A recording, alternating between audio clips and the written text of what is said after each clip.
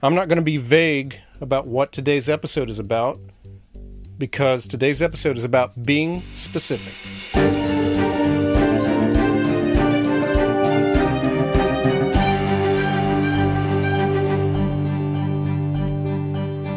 Hello and welcome to the Musician Toolkit, episode number 35. My name is David Lane, and it is great to be with you once again.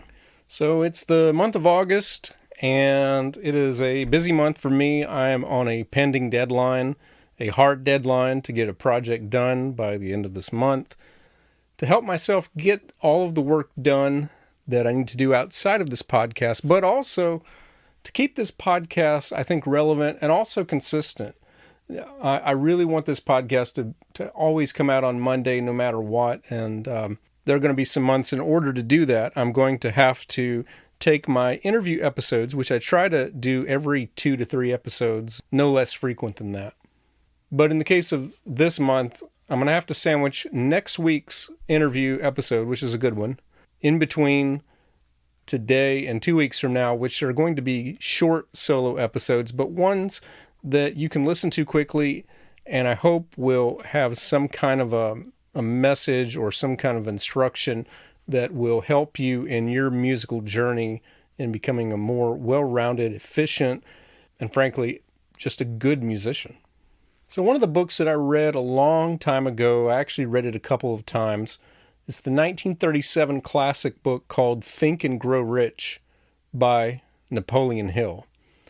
And if you've never read this, the title is deceptive because it doesn't really offer schemes to increase your bank account.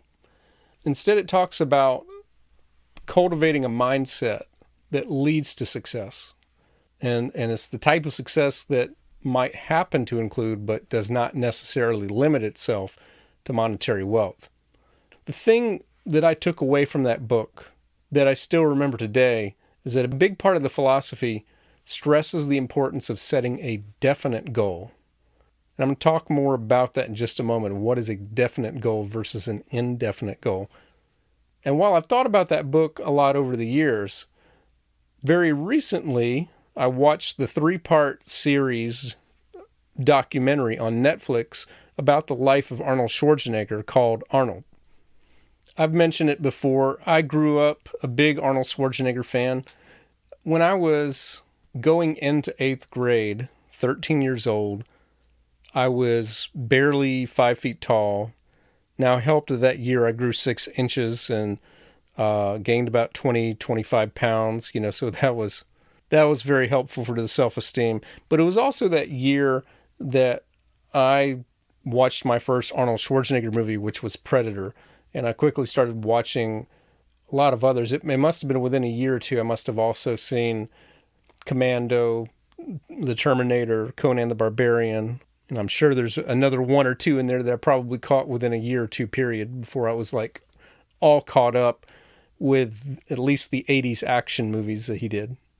I even read 2 of his books. I was very briefly obsessed and also convinced that I could become a bodybuilder myself, even though I was what one of the books described itself as an ectomorph body type and kind of lacked the genes to ever look like Arnold Schwarzenegger. Although, had I stayed the course for year after year, maybe got some coaching, I might have been able to have some success at it, but I never would have looked like Arnold Schwarzenegger. Anyway, that's just a long way to say, even though I stopped doing anything remotely related to bodybuilding by the time I was 16 or 17 years old.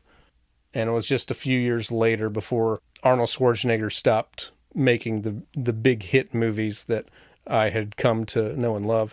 I've always had an interest in Schwarzenegger and his life. And in this documentary, it's in 3 parts. It talks about him as an athlete in part 1, him as an actor in part 2, and as a politician in part 3. And one of the things that he said in part 1 that really struck me was that he had a very specific, detailed vision of his success. He hadn't even won a competition yet as a bodybuilder, or at least nothing other than like maybe a junior competition. He hadn't competed against events that were regarded even below the highest level. But he said, his goal was not to be just a good bodybuilder or a great bodybuilder. He never really even said that. He said he was going to win Mr. Universe, and then he was going to win Mr. Olympia. And honestly, I don't remember if it was in regards to Mr. Universe or in regards to Mr. Olympia. He actually saw himself holding on to the first place trophy, flexing his muscles to the crowd in celebration, and hearing the crowd, actually hearing them chant, "Arnold, Arnold, Arnold." He could hear the crowd noise. He could see the lights. He could see the camera flashes. He was very specific. And then he would tell anybody who listens, even though he could barely speak English, that he was not just going to go to America and not just act in a movie. He was going to become an actual star and one of the biggest stars. And all of this happened just like he envisioned. Now, I'm a natural skeptic, so I'll go ahead and say, at least he says that he had that vision. So it's true, all of this did happen. Whether or not he envisioned it that specifically in advance, who knows for sure. But he says that he does, and I'm actually inclined to believe him. I don't think he would really have reason to lie about that. Now, it's not just Arnold Schwarzenegger. I have heard this story or read this story about other athletes and musicians and actors that have achieved greatness. It sounds almost a little bit immodest, perhaps, that they're not just happy to be there. I think part of us wants to hear them say, "I never expected this level of success." But I'm here to tell you a hard truth, and that is the type of people that achieve that level of success that Arnold Schwarzenegger had, that Itzhak Perlman has had, that Yo-Yo Ma has had, that Taylor Swift has had, that Michael Jordan has had. More times than not, those levels of success are coming because they were bold enough to envision the success they were having very specifically, almost in the way that it happens. Now, sometimes you envision something and it doesn't happen exactly in that way, and maybe it could be you don't have all that information, but that's the first blueprint. Now, I might have scoffed at all this if he had just said he envisioned it happening and therefore it was meant to happen. If he had said something, this is something that kind of bothers me, is when people say the universe wants you to succeed. If that type of thinking is a comfort to you, I'm not going to discourage it. I don't have a way of disproving it. I personally am not comforted by that. I don't personally buy into that. But I do think that forming a clear vision, a clear goal of where you want to go is the first step. But what also impressed me just as much from the Arnold Schwarzenegger biography was that he knew that it would involve a lot of work to get to that. It wasn't just set the goal and forget it. His next step was to find people that were a little ahead of him, or sometimes a lot ahead of him in their development. And maybe also look at people who had already succeeded, who had already won the competitions that they were looking at, and not necessarily to copy their blueprint for success, but to see what kind of work they were doing. Like, how often were they working out? What kind of things were they doing? And he simply decided that he was going to do at least that much, if not more, and that he was willing to do it for a very long time. And he wasn't bothered by failures along the way, because they weren't failures at his ultimate goal. They were just speed bumps. Having those specific goals were like when you're watching a really engaging show on television and someone steps in front of you and you're trying to see around them, and as soon as they're out of the way, you're right back, your attention's right back to where it was going, even though you probably didn't see a few seconds of what was going on. So whether we're talking about practice, whether we're talking about career, whenever you have a goal that you're setting, you need to strive for it to be definite. You need to strive for it to be specific. Now, definite goals, specific goals, they come in long-term and short-term. So on my blog at davidlanemusic.com/blog, there was a post that I shared not too long ago. I didn't think it warranted enough to be its own podcast. And plus, besides that, this is a podcast about musicians. It's not just a podcast about pianists. I am a piano teacher in addition to a theory and composition teacher, but I do specific posts on those topics. And I did a blog post fairly recently called "What Type of 7 Pianists Are You?" And I'll summarize that. I won't read word for word what I said. But the blog was inspired by a question that I get quite a bit, which is, this is from beginners of all ages, not just the young ones that ask this, but sometimes the adults. How long until I'm going to be good at the piano? Well, the problem with that question is that that's not very specific. How good you are at piano depends on what your goals were in the first place. If I could practice shooting a basketball long enough that I start making even close to half of my free throws uncontested, make most of my layup shots just kind of playing around by myself with basketball, I might call that success. But I wouldn't even be able to play for a decent high school team, probably not even an amateur adult league, much less a college team or a lower level professional, or definitely not the NBA. Someone who truly wants to be like Mike or LeBron, their definition of when am I going to be good is probably a long time, and it's definitely a lot of work involved. But if I'm asking, when am I going to be good to just shoot well by myself in some basketball, well, I might be talking just, a few weeks of fairly regular practice, just getting a little bit better each time. So the way I answer that question is, well, what type of pianist do you really want to be?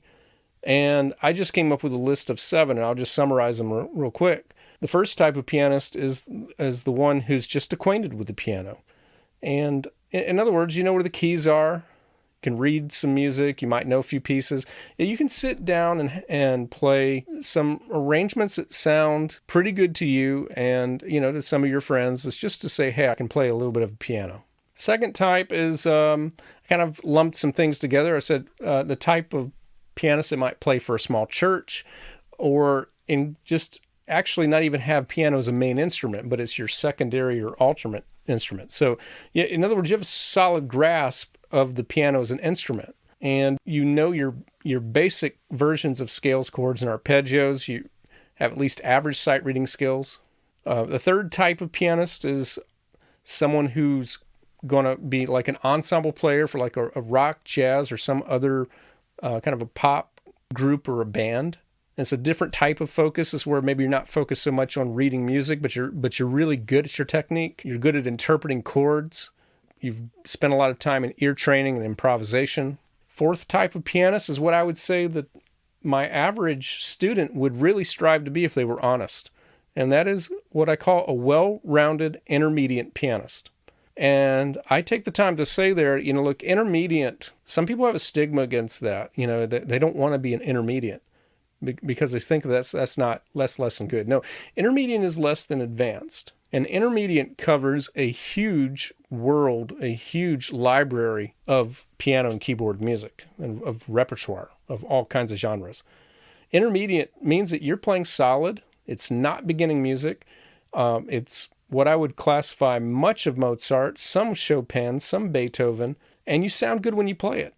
You may not be playing the flashy virtuoso music, but there is plenty of intermediate music that sounds good to most listeners, including myself. There are Clementi sonatinas when I go to a retirement center, and I have a lot of fun playing them. The fifth type of pianist that you might want to be is what I call a gigging professional musician. And this is actually my category. I can play for a medium or a large church. I can play for weddings, dinners, and parties. I can accompany dance studios, or I can play for theater auditions. I'm what you would call basically a collaborative pianist, and I feel pretty confident about playing in all of those situations. And I know a lot of advanced repertoire, but I have never dedicated the hours to really say that I have much of it under my belt. The sixth type of pianist is that you could become a piano performance major when you enter college at a conservatory. And honestly, it always kind of breaks my heart when I get somebody who has been practicing with the path of not even really an intermediate pianist, that you feel like they're on category 2, honestly. And they're in high school at this point. And you can just tell they have never taken practice seriously, and they get this goal, this idea. I live in a city with 3 colleges with music programs, and I just get this idea that they want to be a piano performance major. And I want to be gentle, but I'm also pragmatic, and I just have to say, look, maybe there's some other way that you can major in music at this point, but you just don't have the time to catch up by the time you want to be in college to compete with the type of people who are also going to be applying for a limited number of spots. And then the 7th type of pianist is the top tier pianist. And again, being pragmatic, I would say, I just tell people, if you're already 8 years old or more and you're not already practicing an hour or more per day and not playing at least early intermediate repertoire, then you need to forget this goal. Because this is not your top 1% of pianists. This is your top 0.00001% of pianists. That's 30 Van Cliburn finalists measured against a very roughly estimated 300 million pianists in the world, people who can classify as one of these 7 types. You have to devote your life to this single-minded purpose, and practice becomes your full-time job, 8 hours a day. You have to learn to master the most advanced repertoire that exists and try to do it better than everyone else has. It's an intense goal. And I don't think you choose to do that type of goal. I think you're driven. You're almost compelled beyond reason to do this goal. In 23 years of teaching, I've had students in all the previous 6 categories, but I've never had one that fit that 7th. So when I go back over these types of pianists, I talk about, to be just the category 1 pianist who's just acquainted, just a little bit of daily practice will get you there. And, it may not take you very long. It might take you a year or 2. And if you learn a little faster, maybe less than that. I'm not even sure that you need to take lessons. If you want to be like a category 2 pianist, plays for small churches, piano is a secondary instrument, I would recommend that you take weekly lessons and, also be practicing daily, at least 15, 20 minutes a day. I think if you're wanting to become an ensemble player for like rock or jazz groups, you need to be taking weekly lessons. You need to be shooting for 30 to 45 minutes of practice a day. If you want to be a good, well-rounded intermediate pianist, you need to stick with it for a few years of lessons and, try to get your practice level around that 45 minutes to an hour a day practice. If you want to be a gigging professional musician, you need to probably be practicing more than an hour a day until you reach a high level, at which point you can fall into a 30 minutes to an hour maintenance or slow progress from that point. Of this, I speak from experience. When I talk about the category 6, being a performance major at a conservatory, you have to be taking at least an hour-long lesson every week. And you also kind of need to forget about most everything else. Not necessarily school and not all extracurricular activities, but you're gonna have to be very minimal on that. You're gonna have to become a specialist in your primary instrument, at least for a while. And again, to become a top-tier pianist, you have to start young and you have to make it your full-time job to the exclusion of everything else, pretty much. So now let me give you an example of short-term goal.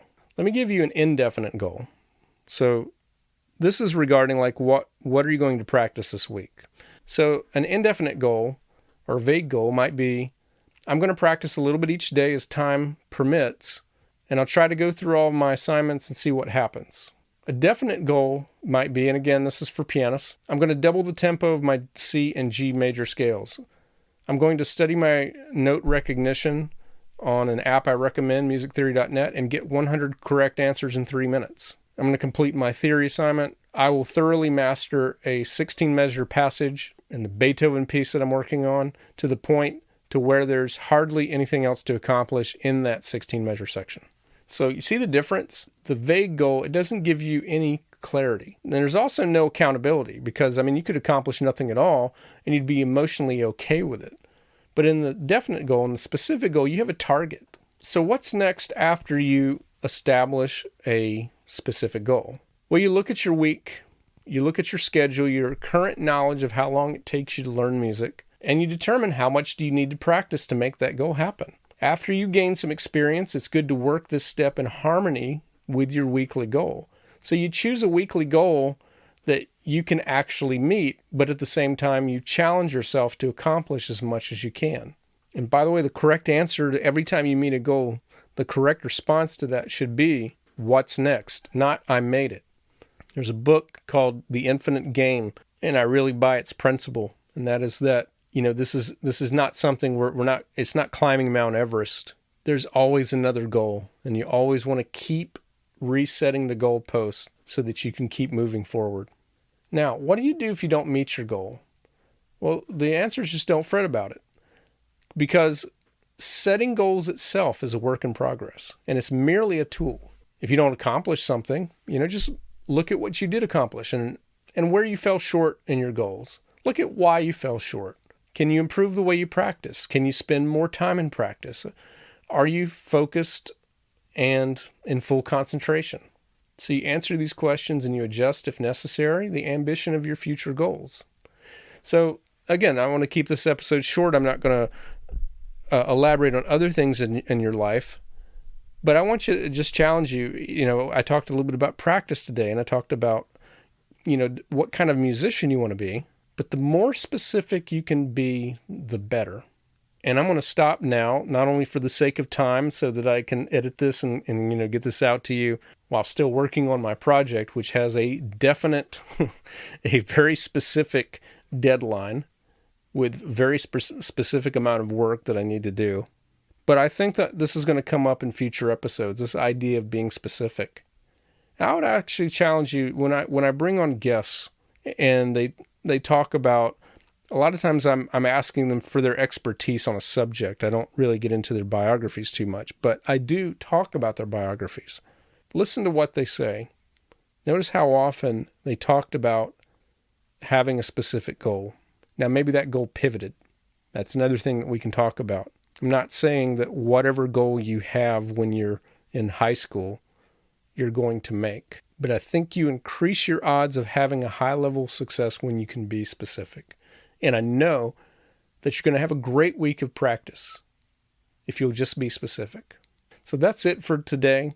If you're a private teacher and you're having the specific difficulties or anxieties of keeping up with payments, of keeping up with your schedule, and so forth, Fonz can help with those specific problems. And there's a free trial, and you can begin that or even just read more about it first by clicking on the link in my show notes. If you're watching on YouTube, please click the thumbs up. And if you like this, no matter where you've heard it, I would be so honored if you would share it with at least one other person. If you'll send it in an email, send it as a text message, or share it on social media. Again, that's going to wrap things up today. Thank you so much for listening, and I'll be back with you again next week.